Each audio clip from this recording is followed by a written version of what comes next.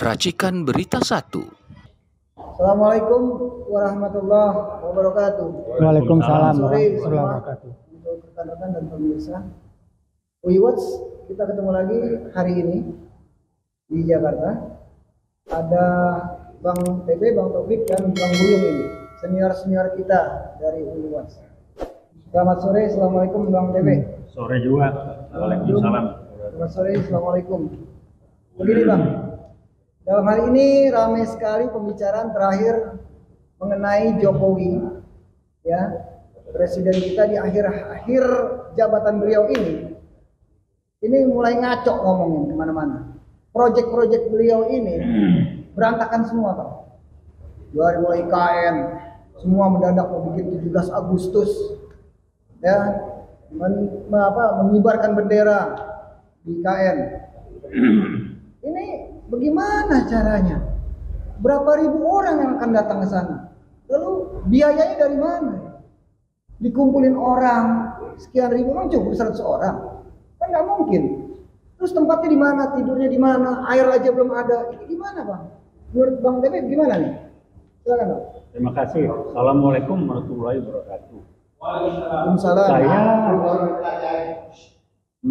memberikan masukan, kajian, pendapat, opini apapun namanya dari perspektif yang saya kuasai, yaitu perspektif sebagai eksekutif dalam mengelola, memutuskan suatu kegiatan atau proyek. Kedua, apa kaitannya dengan PKI Gaya Baru? Saya akan bikin dua. Yang pertama, saya mengatakan bahwa kapasitas yang namanya Jokowi sebagai presiden itu memang amat sangat terbatas sekali. Jadi, saya kenal betul beliau, kemampuan berpikir konseptualnya nggak ada. Jadi contoh, bikin proyek ini, bikin proyek, kemampuan konseptualnya nggak ada. Bikin proyek itu artinya apa? Apa konsekuensi kalau memutuskan bikin proyek? Konsekuensinya, anggarannya dari mana? Studi visibility bahwa itu akan jadi visible dan bermanfaat ada nggak ada. Jadi kemampuan berpikirnya reaktif, insan, dan tidak konseptual. Karena memang ya itulah kualitas kemampuan dia. Itu satu sisi. Tahu betul saya dia. Tapi menurut orangnya jago. Nah, yang kedua, ini bagian yang sengaja dibiarkan karena bagian dari upaya PKI Gaya Baru untuk merusak bangsa ini, memperlemah bangsa ini. Mikirnya sederhana. Bikin proyek, mikir nggak? Kan itu harus ada di APBN. Kalau tiba-tiba IKN nggak rencana anggaran proyek di APBN, udah ada studinya. Bikin kereta api cepat, ada studinya nggak ada kan? Memang kemampuan otaknya cuma segitu. Nah, ini dimanfaatkan sekaligus dengan peran dia sebagai ujung tombak oleh PKI Gaya Baru untuk merusak negeri dan bangsa ini. Itu aja kan? Nggak percaya panggil tim dia yang mendukung memutuskan PPK ngomong. Jadi PKI management saya bisa ngomong, kita nanganin proyek bukan ketemu. Kita bahas aja, cobalah studi. Apa manfaatnya, apa ininya, anggarannya dari mana, ya jelas lah. Sampai ya Nadiem Makarim yang bego juga berteriak sebagai menteri anggaran 167 T kira-kira mestinya sekian. Ya kalau diam aja, anggaran lain kemana dipakai ini, dipakai itu. Jadi orang memang mikir nggak punya konsep ya begitu. Tapi sekaligus dipakai untuk merusak. Kenapa? PKI Gaya Baru. Gitu. Jadi kalau mau nggak percaya, kita ngomong di publik, rekam, saya ngomong, buktikan. Tantang, saya nggak susah.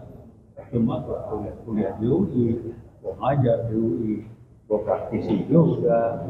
Kita ngomong, saya ngomong apa yang dikerjain, bukan apa katamu. Kira-kira itu. Dan apa dulu? Ya, saya mau nanya sama Abang juga nih. Ya.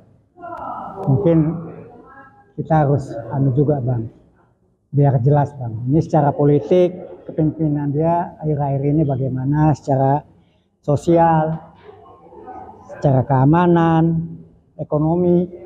Nah, kalau bisa Bang jelasin, mantap juga nih Bang. Buat saya sih jelasnya gampang banget dan jelas. Kembali berbicara, ada orang yang mulai mengatakan, ada orang yang mencoba menjelaskan ke publik dengan menjungkir balikan mindset yang nggak beres. Apa ngomong? Politik itu tidak ada yang ini. Politik itu nggak ada yang benar. Tidak ada teman abadi ini. Yang disalahin kalau orang seorang yang bicara politik ngaco, yang salah politiknya. Jadi siapapun kalau ngomong politik mesti ngaco. Itu orang otak kebo dan politik. Saya cuci. Politik ya politik, yang ngaco orangnya, politik disalahin. Jadi mencari pembenaran kalau dia ngaco, politik membuat dia ngaco. Kedua, kembali ngomong Jokowi, saya selalu mengatakan, tolong dipahami, saya tahu persis. Sebelum jadi gubernur, saya tuh bantu beliau habis. Konsepnya nggak ada, berpikir praktisnya zero, minimal. Tapi individual approach-nya, personal approach-nya jago, pendekatannya hebat segala macam, dan akalnya banyak. Cuman itu, nah ini kelihatan. Akal bohongnya gitu Bang. Akal sangat bulus lah. Bulus. Bulus. Nah sekarang kelihatan, dia bikin proyek. Karena ini masalah konseptual, strategis, nggak ada di benak dia. Jadi tiba-tiba ngomong IKN, emang dia bikin pindah ibu kota, cuma pindah ngangkat meja pindah ke sono, nggak ada di otak dia. Jadi secara keamanan, Bukan keamanan, secara konseptual nggak ngerti kalau pindah itu apa konsekuensinya. Konsepnya. Ya bukan cuma ngangkat barang, pindah fisik, pindah itu, waduh itu nggak nyampe di otak dia. Kereta api cepat, ngapain bikin kereta api cepat? Jakarta Bandung pula. Emang sekarang kurang cepat, apa manfaatnya? Nggak ada di otak yang penting. Jadi apa idenya? Nawaitunya udah niatnya nggak pernah niat dia mau meninggalkan meninggalkan apa namanya warisan selama dia jadi presiden membangun nggak masalah itu jadi problem. Kereta cepat berapa banyak duitnya hilang begitu aja. IKN berapa banyak kan ada lagi yang kecil-kecil tapi buat serius. Upacara 17 Agustus IKN itu anggaran dari mana? Karena dia pikir nggak sebelumnya mendadak reaktif kan otaknya cuma segitu. Membeli orang sekian ribu dari mana? Dari Dari otak hari. ada ya udah kan memang kemampuannya segitu. PKI gaya baru Dan air belum ada loh. kenapa? Air belum ada di sana. Udah jangan cuma air itu masih nggak benar apa tujuannya. Nah, sekarang memutuskan apakah dan Jakarta masih menjadi prosedur atau Presiden Prabowo ini omongan apa? Nah ngapain bikin acara itu? Menghilangkan apa namanya warisan dia udah otak kebohongan maaf Jokowi, saya ngomong keras aja, otak Anda bodoh, jangan Anda niru jadikan bangsa ini sebagai korban dari kebodohan Anda. Saya bilang, saya tahu betul Anda setia. Terima kasih. Tapi serius ya, ini PKI baru bermain lah.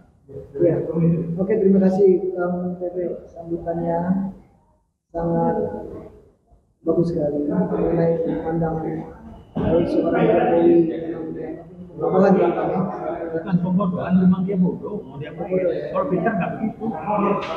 Reaktif. Terima kasih. Kita lanjut dengan ada Bang Will di sini. Dari pakar hukum nih, Bang Will. Ya kan? Silakan Bang Will. ya jadi kalau saya lihat Jokowi pada saat ini dalam soal pembangunan, dalam soal apapun lah, memimpin negara ini nggak benar. Nggak punya visi misi, ya targetnya hanya buat pribadi. Saya bisa buat ini, tapi nggak mikirin dananya dari mana. Ya. Sekarang pilkada anaknya digadang-gadang ini, gimana ya? Nah, itu lebih parah lagi. Mungkin Bang TB bisa lebih. Ada DKI.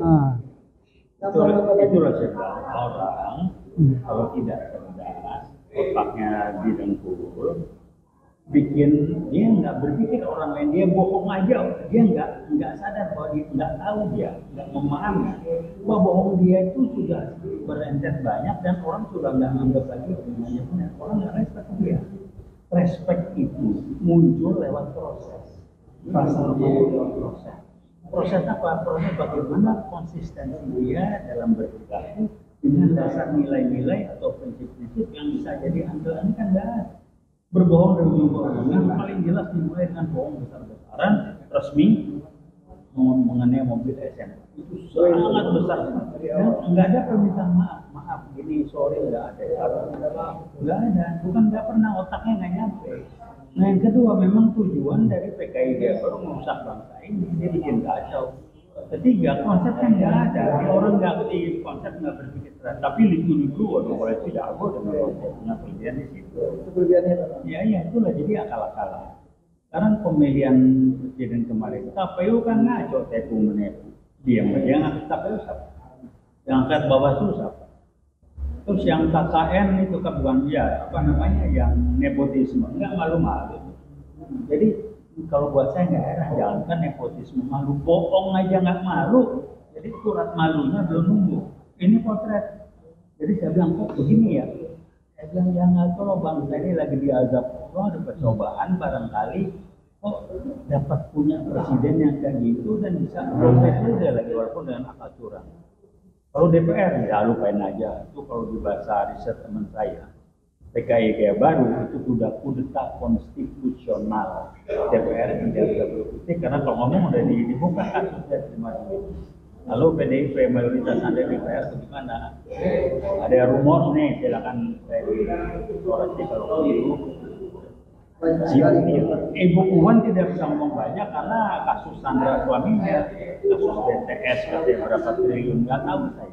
Sampai 221 triliun kasus Nggak tahu saya. Tapi yang jelas Ibu Puan itu sudah terlibat, tidak bisa ngomong. Sandra lah ya. Silakan lah. Nah mayoritas DPR dari PDIP kan, nggak bisa bunyi kan, itulah disebut kudeta konstitusional dari PKI kayak tadi. Oke Bang, terima kasih Bang Taufik, Bang Buyung atas kedatangannya. Ini sangat terhormat sekali, kami merasa bangga semua di sini dari Watch. Alhamdulillah, terima kasih pemirsa semua. Alhamdulillah kita telah dengarkan semua sama-sama ini tentang masalah Jokowi, kain dan sebagainya, kebohongan-kebohongan ini, hubungan pabrik dan sebagainya. Jadi kita tutup ini dengan mengucap bismillah. Alhamdulillah. Assalamualaikum warahmatullahi wabarakatuh. Waalaikumsalam warahmatullahi wabarakatuh. Oke, Bang, terima kasih banyak Bang ya. Ya. Terima kasih.